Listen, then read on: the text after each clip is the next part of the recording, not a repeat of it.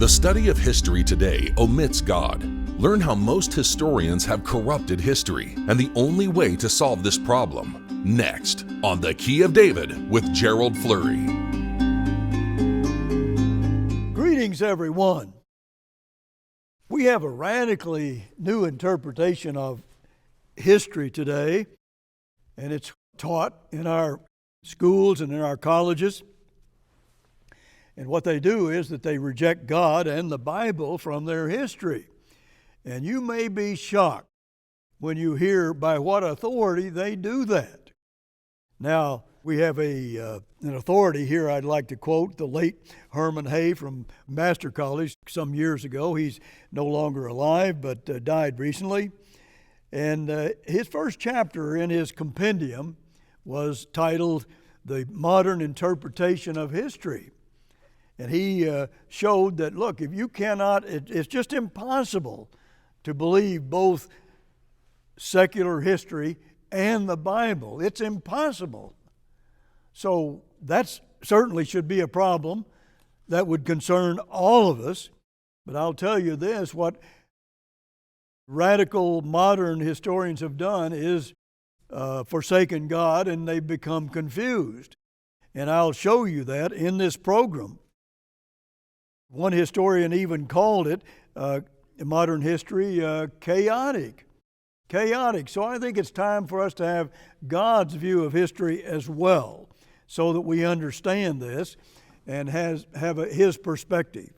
Students in particular, but the public as well, listen to the archaeologists and historians and scientists and theologians, and they believe that the interpretation of history is correct, even if it does reject God. They think that's correct. And C.W. Serum, a famous historian, said that there couldn't be anything farther from the truth. Now that was what a historian said.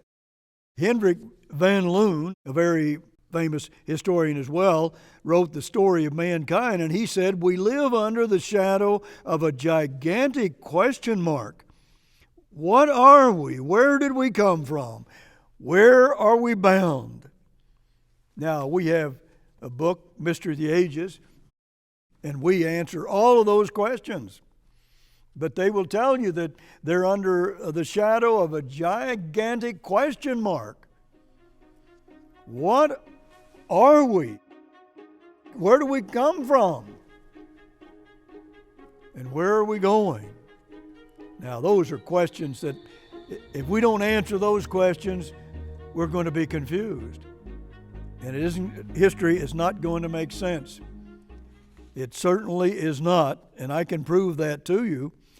Now, I'll tell you this. I don't live under a gigantic question mark. I don't do that. I haven't in all my adult life, most of my adult life. And God says, now, if you want to know those, have answers to those questions, that He will give them to you if you are a babe and are teachable. That's in Matthew 11 and verse 25. In our book, Mystery of the Ages, Herbert W. Armstrong asked these questions. He said, "Did you ever ask yourself, who am I? What am I? Why am I? You are a mystery. The world about you is a mystery. Now you can understand." So let's take a look at the modern interpretation of history. And all of our literature is free, and we'll send it to you if you request it, and it will cost you nothing. But this man said, we live under the shadow of a gigantic question. Gigantic question.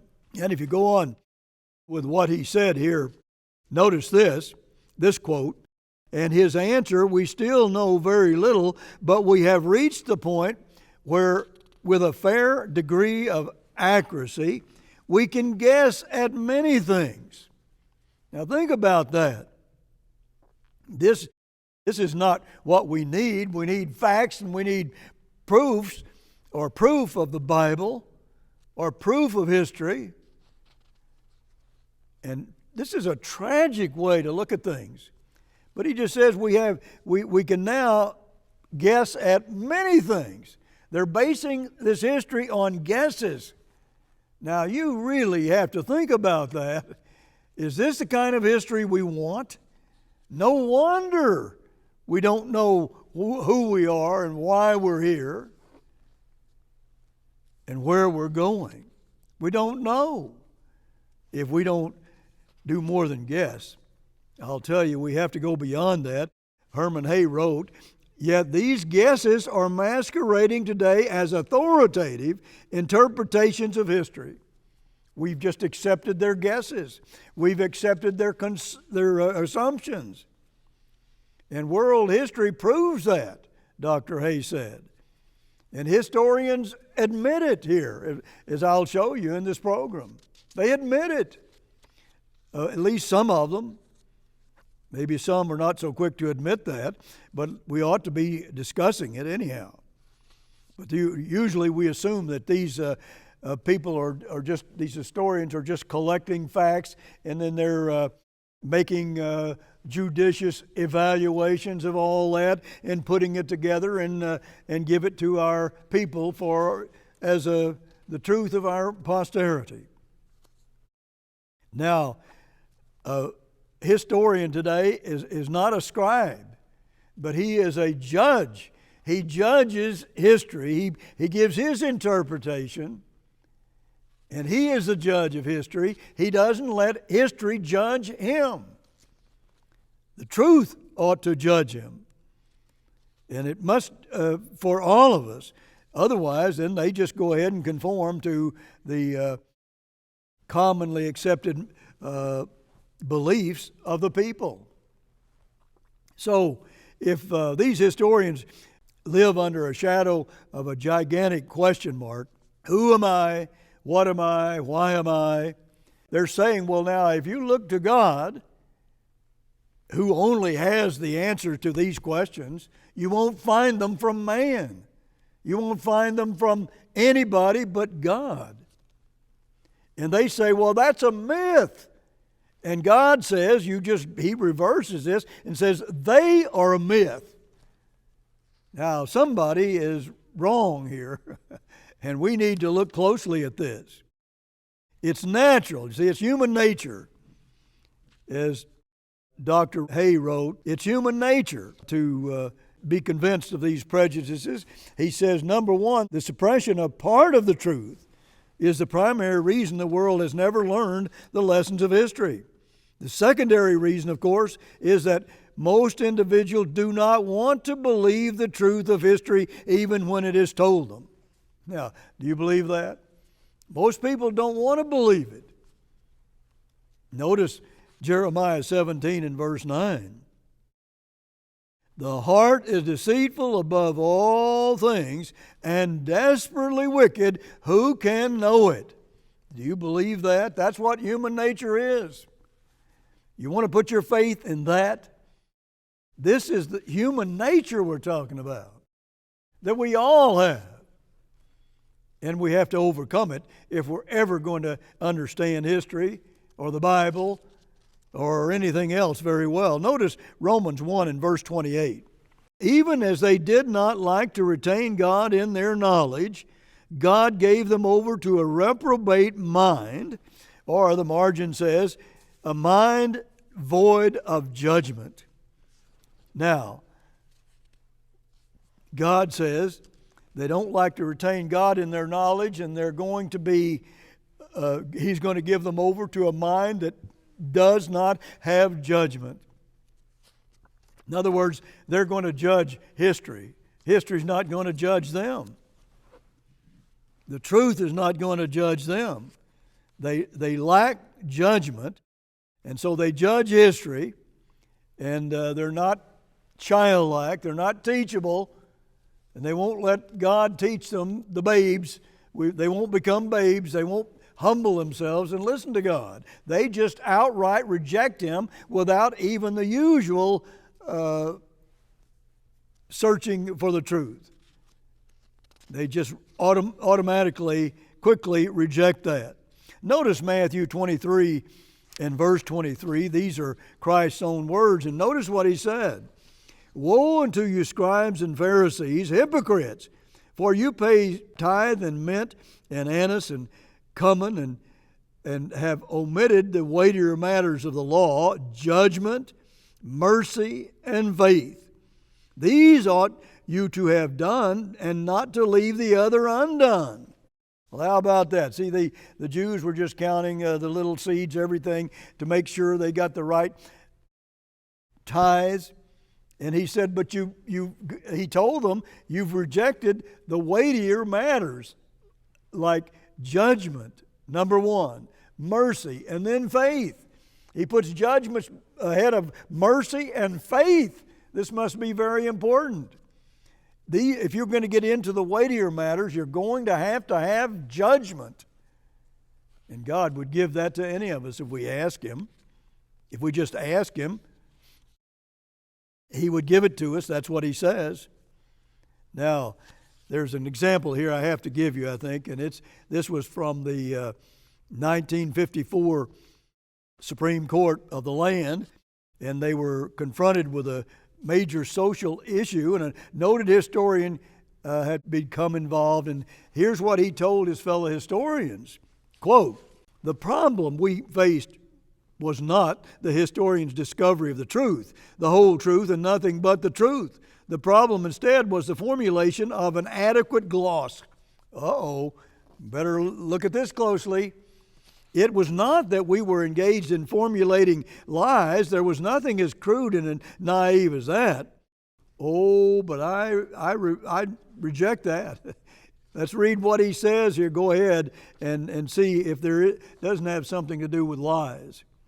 He went on to say, but we were using facts, emphasizing facts, bearing down on facts, sliding off facts, quietly ignoring facts, and above all, interpreting facts in a way to get by. We interpreted the facts just in a way to get by. Now, that's a candid admission and strikes at the heart of the problem. This is the way human beings reason, and they conform to what the people believe and try to make history fit, and it doesn't. So to tell you, that gets right to the crux of the problem. We have to understand this. Now, he went on to say, I suppose if a man is without scruple, he noted as a concluding thought, this matter will not bother him, but I am frank to say that it bothered me terribly. And it should bother all of us terribly. Terribly. So, what are we to do? He goes on to say, I am convinced now that this interpretation which we hammered out with anything but historical truth, can you imagine that? It was anything but in historical truth as our objective, nonetheless contains an essential measure of historical truth. Well, how about that? He even convinced himself of his own arguments. Well, look, we didn't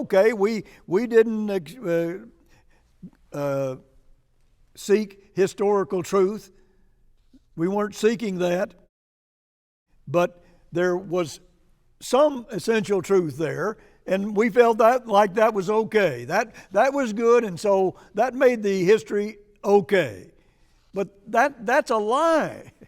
If you just give some of the facts and slide the others away, or push them away, or ignore them, or reject them, well, that's a lie. People are deceived by what you're teaching. And we have to see that. The Bible very plainly says, well, that's just a rejection of the truth, of forsaking God. That's all it is.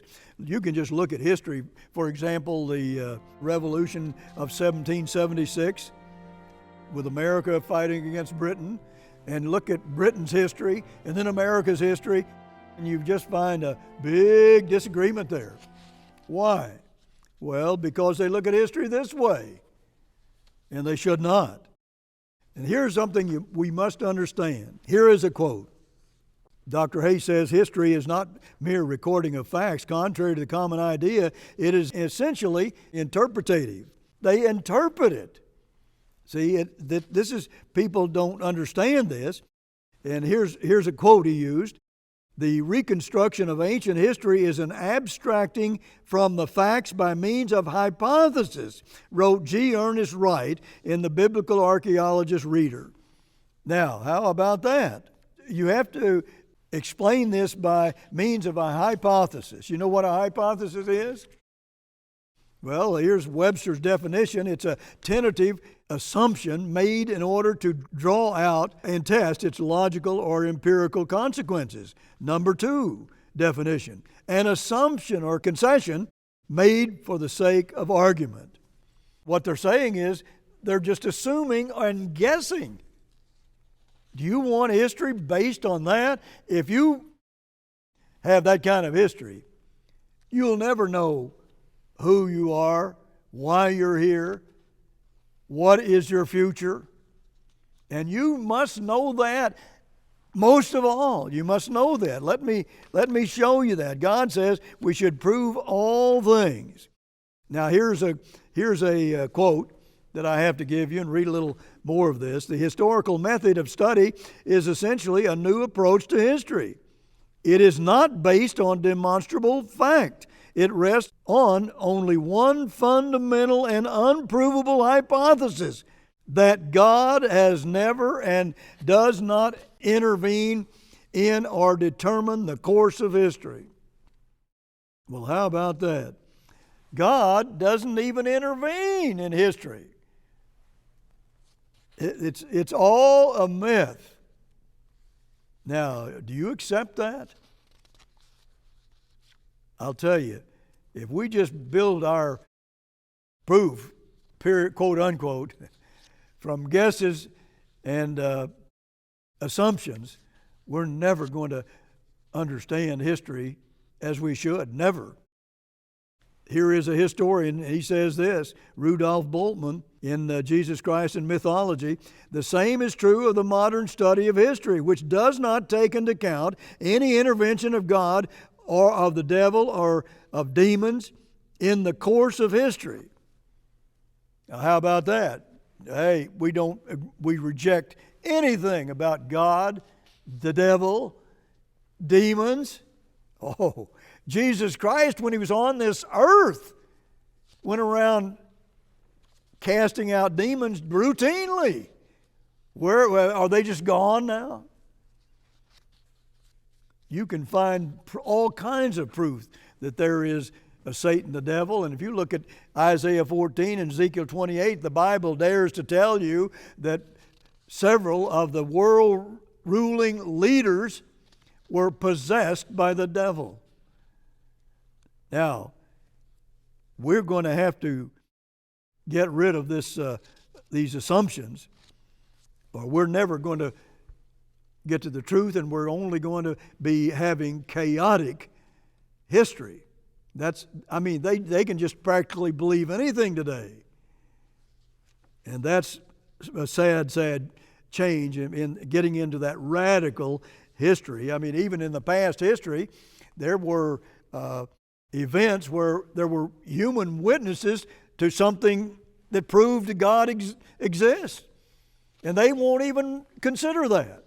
That's past history, secular history. And how about that? That's how radical our history is today, and how that's being taught to your children in the schools and in the colleges. How about God's view? Don't we have a right to give students and the public God's view? And let me tell you, He has a view. And the historians are just in deep chaos. That's what it amounts to. They're talking only about a hypothesis. It remains only a hypothesis, yet scientists and historians take it for granted as if it were true, Dr. Hayes says. If the historians don't accept it, they're going to be cast out by their fellow historians, and they're going to be, criticized by their fellow historians They're going to be called ignorant or superstitious or maybe even mental aberration. They'll have this stigma on them if they don't stick with the what the people conform to. That's just the way it's done. And yet we have 90% of the prophecy of God today being fulfilled. And you can prove that without too much trouble if you'll just look into your Bible and see what God says is coming to pass every single time. And we've been proving it for over 75 years. Now that's not a myth. That's a truth. But look, these hypotheses are myths. History, radical history today is a myth. And yet they reject God as a myth. God says they just don't like to retain God in their knowledge, and therefore they have no judgment. And even go so far oftentimes as to have reprobate minds. That is the tragic truth. But we have just all thousands of ancient records that corroborate the history of the Bible. Thousands of them.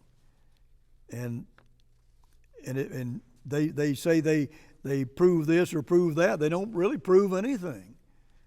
It's all based on guesses and assumptions, at least most of it. Now they do use some facts, some essential facts that they believe are essential facts and think that's enough. But that's not the whole truth. And if you just give people part of the truth, that is a lie, because it will deceive them. That's not the truth if you leave essential parts of the truth out.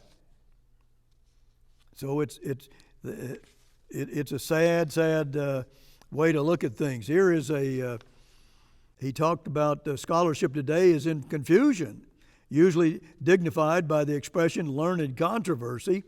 The disagreement over the meaning of practically everything is so wide-ranging, so acute, that archaeologist George E. Mendenhall wrote history may, with perhaps less courtesy but more accuracy, be called chaos. Now this is a historian telling you that. He wrote the Bible and the ancient Near East. This is what he tells you. And yet he's going along perhaps with some of it. I don't know. But that's most of them are. So there's so much that about the history that we need to understand. And I'll just tell you an archaeologist that I know and we've worked with, and she recently died, and here's what her grandfather taught her. He said, "Pore over the Bible again and again, for it contains within it descriptions of genuine historical reality." And this lady followed that, and she dug all of her life according to Bible history. She found David's palace. We'll send you material to show you that, and all kinds of artifacts, and I believe the most important discoveries in archaeology in this end time. And all she did was follow the Bible. I'll just read you quickly. This one lady wrote of her, Dr. Lot Mazar, world authority on Jerusalem's past, has taken King David out of the pages of the Bible and put him back into living history. That was what God's history will give you, living history, and your life will become lively and dynamic. Until next week, this is Gerald Flurry. Goodbye, friends. Request our free book, Mystery of the Ages, to discover God's grand overview of history. Also request The Proof of the Bible, a transcript of this television program, and a special biblical archaeology edition of the Philadelphia Trumpet. All our materials are available free of charge at no cost or obligation to you. Order now.